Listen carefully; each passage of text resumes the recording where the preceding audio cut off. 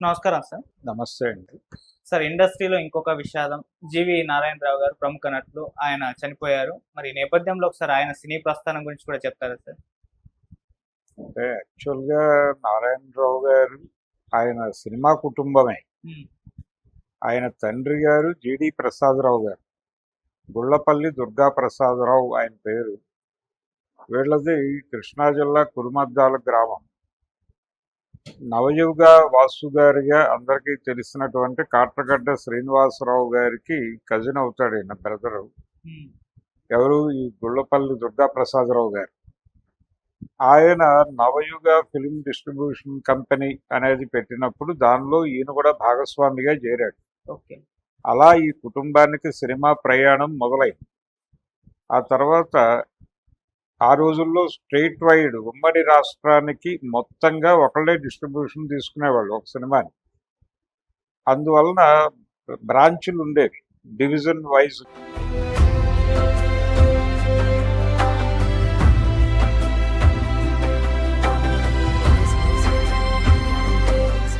తరతరాలుగా తరగని స్వర్ణ బంధాలు మన మానిపల్లి జ్యువెలర్స్.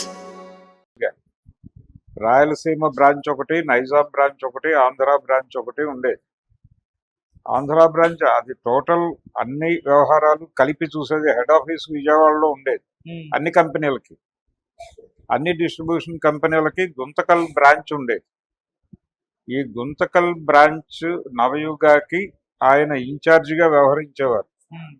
ఎవరు? ఈ జీడీ ప్రసాదరావు గారు. ఆ జీడీ ప్రసాదరావు గారికి ఇద్దరు కొడుకులు. ఆ ఇద్దరు కొడుకుల్లో పెద్ద అతని పేరు రవీంద్రనాథ్. ఆ రవీంద్రనాథ్ గారి తమ్ముడు ఇతను. రవీంద్రనాథ్ గారు ప్రొడ్యూసరే. హ్మ్. ఆయన కూడా సినిమాలు తీశాడు. హిందీలో మృగయ అనే సినిమా ఆయన తీసిందే, ఆయన ఆధ్వర్యంలో వచ్చిన సినిమాని. ఆ తర్వాత ఒక ఊరి కథ కూడా వారి ఆధ్వర్యంలో వచ్చిన సినిమాని. ఓకే. ఆ రెండు సినిమాలకి మృణాల్ సేన్ డైరెక్టర్. అయితే నారాయణరావు గారి బ్రదర్ రవీంద్రనాథ్ గారి ప్రొడ్యూసర్గా చేసిన సినిమా మా భూమి. హ్మ్. మా భూమికి కూడా మృణాల్ సేన్ గారే డైరెక్ట్ చెయ్యాలి. కానీ ఆయన నేను వద్దులే అని చెప్పి గౌతమ్ ఘోష్తో చేయించాడు అది. హ్మ్. అలా వెళ్ళిన సినిమా అది మా భూమి. ఒక రకంగా మిథున్ చక్రవర్తిని ఇండస్ట్రీకి ఇంట్రడ్యూస్ చేసింది ఆ ఫ్యామిలీని. ఓకే. ఇది వాళ్ళ సినిమా ప్రస్థానం. అలాగే జీడి ప్రసాదరావు గారు ఆయన ప్రొడ్యూసర్. అంటే నవయుగతో మాత్రమే కాదు, నవయుగ వారే సారథి స్టూడియోస్ని కూడా టేక్ ఓవర్ చేశారు ఒక టైంలో. చేసినప్పుడు సారథి స్టూడియోస్ బ్యానర్ మీద నిర్మాణం జరుపుకున్న సినిమాలన్నిటికీ జీడి ప్రసాదరావు గారే ప్రొడ్యూసర్. అంటే అన్నదమ్ముల సవాలు, రాధా కళ్యాణం, పెళ్లి చూపులు, హ్మ్. శిక్ష, ఈ సినిమాలన్నిటికీ ఆయనే ప్రొడ్యూసర్. ఓకే. అలా ఒక సక్సెస్ఫుల్ ప్రొడ్యూసర్గా కూడా ఆయనకు ఒక చరిత్ర ఉంది జీడి ప్రసాదరావు గారికి. హ్మ్.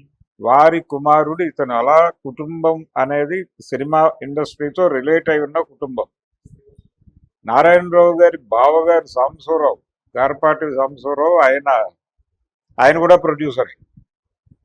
ఆయన డూండి గారితో కలిసి సినిమాలు తీసేవాడు సహ నిర్మాతగా. దొంగలకు దొంగ, దొంగల వేట, దొంగల బాబాయ్, దొంగలు, ఆ సినిమాలన్నీ అలా వచ్చినవి. త్రిమూర్తి ప్రొడక్షన్స్. హ్మ్. ఆ త్రిమూర్తి ప్రొడక్షన్స్ లో బాబ్జీ గారు, డూండి గారు, ఈ సాంబశివరావు గారు ముగ్గురు పార్ట్నర్స్. అలా ఈయనకి రకరకాలుగా సినిమాలతో లింకులు ఉన్నాయి. సినిమాల్లోనే పుట్టాడు ఆయన. సినిమాల్లోనే పుట్టాడు, సినిమాల్లోనే పెరిగాడు. ఆ పెరుగుతున్న క్రమంలో థియేటర్ ఆర్టిస్ట్ చేశాడు. థియేటర్ ఆర్టిస్ట్గా నడిచింది ఆయన జీవితం. దాంతోపాటు డ్యాన్సులు నేర్చుకున్నాడు ఆయన. కూచిపూడి ఇవన్నీ ప్రొఫెషనల్గా నేర్చుకున్నాడు. హ్మ్. ఈ నేర్చుకుంటున్న టైంలో మెడ్రాస్లో సౌత్ ఇండియన్ ఫిల్మ్ ఛాంబర్ ఆధ్వర్యంలో ఫిల్మ్ ఇన్స్టిట్యూట్ పెట్టారు. ఆ ఫిల్మ్ ఇన్స్టిట్యూట్ పెట్టిన తర్వాత ఈయన వెళ్ళి అందులో చేరాడు. ఓకే. First batch. ఈయన చేరిన బ్యాచ్లోనే రజనీకాంత్ కూడా ఉన్నాడు. అలా రజనీకాంత్, నారాయణరావు వీళ్ళిద్దరూ ఫ్రెండ్స్. నారాయణరావు గారికి ఉన్నటువంటి సినిమా ప్రపంచం, ఆయన సినిమా కుటుంబం, ఇదంతా చూసి ఆశ్చర్యపోయేవాడు ఆయన. రజనీకాంత్ సాంబశివరావు గారి ఇంటికి వీళ్ళందరి ఇళ్ళకి తీసుకెళ్ళిపోయేవాడు ఆయన. హ్మ్. ఇలాంటి ఒక రిలేషన్. జిడి ప్రసాదరావు గారు, నారాయణరావు గారి ఫాదర్ ప్రొడ్యూసర్గా రజనీకాంత్ 2 సినిమాలు చేశాడు. అన్నదమ్ముల సవాలు, ఇద్దరు అసాధ్యులే. ఆ 2 సినిమాల్లోనూ రజనీకాంత్ ఉన్నాడు. ఈయనకి క్లాస్మేట్ నారాయణరావుకి. అలా నారాయణరావు గారి ద్వారా ప్రపంచాన్ని చూసినవాడు రజనీకాంత్. అదే ఇన్స్టిట్యూట్లో వీళ్ళ తర్వాత బ్యాచ్లో రాజేంద్ర ప్రసాద్ వచ్చాడు. ఆ తర్వాత బ్యాచ్లో చిరంజీవి తర్వాత ఆ ఇన్స్టిట్యూట్ని క్లోజ్ చేసి తీసుకెళ్లి అడయార్లో కలిపారు. ఎంజీఆర్ గారి ప్రోత్సాహం అంటే ఆయన 2 ఇన్స్టిట్యూట్లు ఎందుకు నడవాలి, ఒకటే సరిపోతుంది కదా అని అడయార్ని దీన్ని మిక్స్ చేస్తూ డెసిషన్ తీసుకున్నాడు. దాంతో అది చివరి బ్యాచ్ దీనికి సంబంధించి, ఈ సౌత్ ఇండియన్ ఫిల్మ్ ఛాంబర్కి సంబంధించి చివరి బ్యాచ్. వీళ్ళు రాజేంద్ర ప్రసాద్ కావచ్చు, నారాయణరావు గారు కావచ్చు, వీళ్ళు సినిమా అవకాశాలు ఏమున్నా ఏం లేకపోయినా పొద్దున్నే వచ్చి ఇన్స్టిట్యూట్లో కూర్చునేవాళ్ళు. అలా దేవదాస్ కనకాల గారే ప్రిన్సిపాల్ దానికి అప్పుడు కూడా. అలా కూర్చుంటున్న సందర్భంలో చిరంజీవితో పరిచయం. ఆ పరిచయం చిరంజీవితో చివరి వరకు ఈయన కన్ను మూసే వరకు కొనసాగింది. చిరంజీవి గారితో ఆయన తను ప్రొడ్యూసర్గా, తను నిర్మాతగా ఒక సినిమా తీశాడు. ఇది దేవాంతకుడు అనే సినిమా. ఎస్ఏ చంద్రశేఖర్ డైరెక్టర్ ఆ సినిమాకి. ఎస్ఏ చంద్రశేఖర్ అంటే ఇప్పుడు తమిళనాడు సీఎం విజయ్ ఫాదర్. ఆయనతో ఏమిటి అనుబంధం అంటే, అంతకు ముందు అట్లూరి పూర్ణచంద్రరావు గారు తీసిన చట్టానికి కళ్ళు లేవు సినిమాలో నారాయణరావు గారు యాక్ట్ చేశాడు. అదే సినిమాని హిందీలో అందా కానూన్ అని తీశారు. ఆ అందా కానూన్లో అమితాబ్ చేసిన క్యారెక్టర్ని ఇక్కడ నారాయణరావు గారే చేశాడు, చట్టానికి కళ్ళు లేవు. అలాగే అందులో అక్కడ హిందీలో రజనీకాంత్ చేసిన క్యారెక్టర్ ఇక్కడ చిరంజీవి చేశాడు. ఈ పరిచయంలో నుంచి చట్టానికి కళ్ళు లేవు అనే టైటిల్ సాంగ్ కూడా నారాయణరావు మీదే నడుస్తుంది ఆ సినిమాలో. ఈ పరిచయంలో నుంచి తన సొంతగా సినిమా తీయాలనుకున్నప్పుడు దమయంతి ఆర్ట్స్ అనే బ్యానర్లో సినిమాలు తీశాడు ఆయన. అప్పుడు ఈయన్నే తీసుకున్నాడు. ఎస్ఐ చంద్రశేఖర్నే డైరెక్టర్గా పెట్టుకుని, చిరంజీవినే హీరోగా పెట్టుకుని, విజయశాంతిని హీరోయిన్గా పెట్టి చేశాడు. అది ప్రయాణం. అలాగే బాలచందర్ గారితో కూడా ఈయనకి మంచి రిలేషన్ ఉండేది. ఇన్స్టిట్యూట్ నుంచి ఆయన బయటకు వచ్చిన కొత్తలో అంతులేని కథ తమిళ వెర్షన్లో కమల్ హాసన్ చేసిన క్యారెక్టర్కి తెలుగులో ఎవరు అని వెతుకుతున్నాడు ఆయన. ఆ టైంలో నారాయణరావు కనిపించాడు. నారాయణరావుని తీసుకుని చేయించాడు ఆ సినిమా. అందులో చాలా పాపులర్ సూపర్ హిట్ ఆత్రేయ గారి పాట ఒకటి ఉంది, తాళికట్టు శుభవేళ. ఆ పాట నారాయణరావు మీద చిత్రీకరణ జరుపుకున్నది. అలాగే బాలచందర్ గారి సినిమా గుప్పెడి మనసులో కూడా నారాయణరావు గారు హీరోగా నటించాడు. అందులో సరిత ఈయన పక్కన హీరోయిన్. అందులో కూడా ఒక అద్భుతమైన ఆత్రేయ గారి పాట ఉంటుంది, నువ్వేనా సంపంగి పువ్వునా నువ్వేనా అని, ఎంఎస్ విశ్వనాథన్ గారి మ్యూజిక్. అలా సోలో హీరోగా కూడా కొన్ని సినిమాలు చేశాడు ఈయన. పిఏపి బ్యానర్లో కూడా చేశాడు సోలో హీరోగా. అదే బ్యానర్లో నాగేశ్వరరావు గారితో తీసిన ఆలు మగల్లో నాగేశ్వరరావు గారి కొడుకుగా నటించాడు. ఈ నటన నడుస్తూనే ఆయన ప్రొడక్షన్ సైడ్ కూడా వెళ్ళి ప్రొడ్యూసర్గా మారి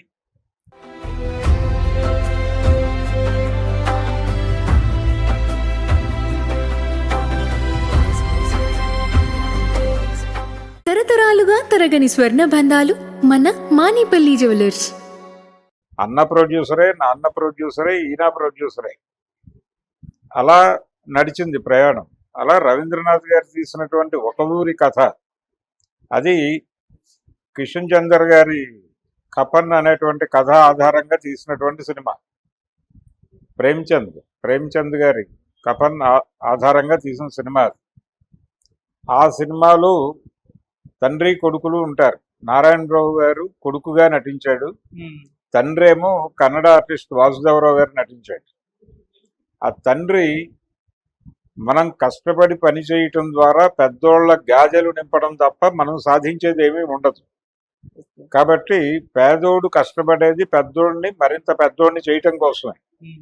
కనుక అసలు పని చేయటం మానేద్దాం అన్న వేదాంత ధోరణిలో నడుస్తుంది. అందుకని తను పని చేయడు, కొడుకుని పని చేయనివాడు. ఎప్పుడైనా తినటానికి తిండి లేని పరిస్థితి వచ్చినప్పుడు దారి దోపిడీ చేసుకో. దారి దోపిడీ చేసుకుని బతుకు అని చెప్తాడు. ఆ పద్ధతిలో నడుస్తుంది ఆ క్యారెక్టర్. ఆ క్యారెక్టర్కి మ్యారేజ్ అవుతుంది. మమతా శంకర్ గారు చేశారు ఆ క్యారెక్టర్. ఆ సినిమాలో హీరోయిన్ క్యారెక్టర్ నారాయణరావు గారి పేరు. ఆవిడ ఉన్నారు, రీసెంట్గానే సారథి స్టూడియోస్కి వచ్చారు ఆవిడ. ఉమ్, అలా నారాయణరావు గారు ఇండస్ట్రీతో ఆయనకున్న పరిచయాలు, ఆ విస్తృతి, ఆయన ఒక స్పెషల్ పేజ్ అలా ఉంటాడు. కానీ సోలోగా ఆయన పసివాడి ప్రాణం సినిమా నిర్మాణం వెనకాల ఆయన ఉన్నాడు. యాక్చువల్గా ఆ కథని ఐడెంటిఫై చేసి చిరంజీవితో వర్కౌట్ అవుతుంది అని అనుకున్నది ఆయనే చేద్దాం అనుకున్నాడు. దేవంతకుడు తర్వాత ఆ సినిమా చేయాల్సి ఉంది, కానీ అరవింద్ గారు అడగడంతో అది వాళ్ళ బ్యానర్లో చేసుకోవడానికి ఈయనే మొత్తం తయారు చేసి ఇచ్చాడు. ఓకే. ఆ సినిమా చాలా పెద్ద హిట్. ఆ తరువాత యముడికి మొగుడు సినిమా అంటే చిరంజీవి గారు తన రూమ్మేట్స్ అయినటువంటి హరిప్రసాద్ని, సుధాకర్ని సెటిల్ చేయడం కోసం ఒక సినిమా చెయ్యాలి అని అనుకున్నాడు. ఉమ్, అనుకున్నప్పుడు నారాయణరావు గారిని పిలిచి, నీకు ప్రొడక్షన్ అనుభవం ఉంది కాబట్టి, నువ్వు ప్రొడ్యూసర్గా ఉన్నావు కాబట్టి ఈ సినిమా బాధ్యతలు నువ్వే చేస్తే బాగుంటుంది అని అప్పచెప్పారు. డైనమిక్ మూవీ మేకర్స్ అనే బ్యానర్లో ఆ సినిమా చేశాడు. కథ దగ్గర నుంచి ఈయనే యముడికి మొగుడు కథ, అది జీవాంత మానుష లాంటి సినిమానే. అంతకుముందు తెలుగులో ఆ ధోరణిలో 2 సినిమాలు వచ్చున్నాయి, దేవాంతకుడు రామారావు గారిది, ఆ తర్వాత యమగోళ రామారావు గారిది. ఆ 2 అదే ధోరణిలో వచ్చిన సినిమాలు. అయితే యమగోళ కథకి కొంత రాముడు భీముడు కథని మిక్స్ చేసి ఒక వంటకం వండారు.